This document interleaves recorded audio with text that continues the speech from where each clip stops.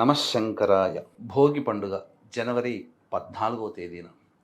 ఈ రోజున పిల్లలకి బుద్ధి ప్రచోదితం కావాలనే ఉద్దేశంతో, ఆయురారోగ్యాలు కలగాలనే ఉద్దేశంతో సాయంకాల సమయంలో పిల్లలకి భోగి పండ్లు పోస్తారు.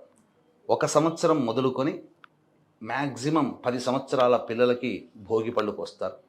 కాబట్టి తూర్పు వైపున కానీ పడమర వైపున కానీ పిల్లల్ని కూర్చోపెట్టి ఈ భోగి పళ్ళు వేస్తారు. అందులో బదరిక అంటే రేగిపండు, బియ్యము, చెరుకుగడ ముక్కలు మరియు రాగి నాణ్యాలు కానీ రూపాయి కాయిన్స్ కానీ వేసి పెద్దవాళ్ళు 3 సార్లు క్లాక్ వైజ్గా ఆ పిల్లల చుట్టూ, యాంటీ క్లాక్ వైజ్గా 3 సార్లు చుట్టి తదనంతరం ధారగా ఈ బ్రహ్మరంధ్రం గుండా ఇక్కడ వేయాలమ్మా.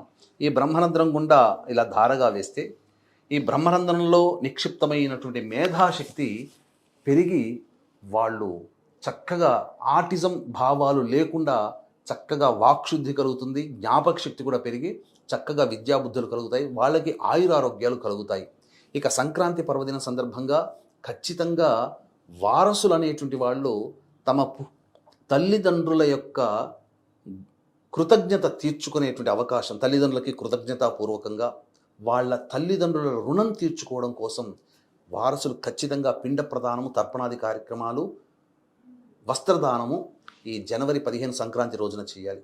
ఒకవేళ అవకాశం లేదు, మనం చేసుకోలేకపోతున్నాం, బిజీగా ఉన్నామనంటే మన పీఠం ఆధ్వర్యంలో జనవరి 15 సంక్రాంతి, జనవరి 18 పుష్య అమావాస్య ఆదివారం కలిసి వచ్చిన రోజుల్లో ఈ 2 రోజుల్లో బ్రాహ్మణులను కర్తగా పెట్టి పిండ ప్రదానము, తర్పణాది కార్యక్రమాలు చేసి వీడియోలు మీకు పంపించడం జరుగుతుంది.